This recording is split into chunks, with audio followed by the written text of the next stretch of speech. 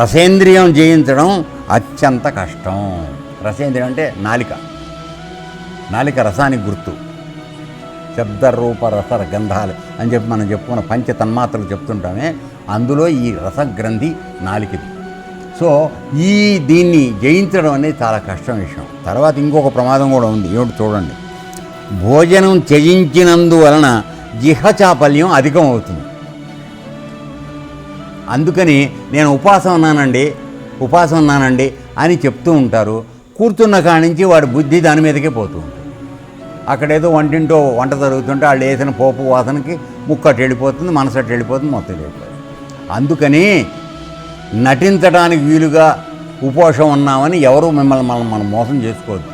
శుభ్రంగా అంత తినండి, అంతే. ఇంత తినద్దు, మరి టిఫిన్ తినమనగానే అన్నంలాగా తినకూడదు. అర్థమైందా? ఆహారం మీదకు మనసు పోకుండా ఉండాలంటే దానికి కొద్దిగా ఆహారం వేసేయాలి. కొద్దిగా వేసి పూజ చేయి, నిశ్చలంగా చేయి. అర్థమైందా?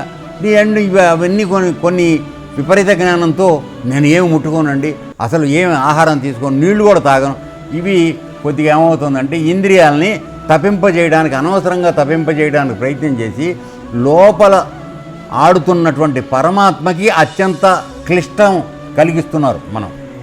ఇది తప్పు. భగవద్గీతలో ఆ విషయమే చాలా గట్టిగా చెప్పబడింది.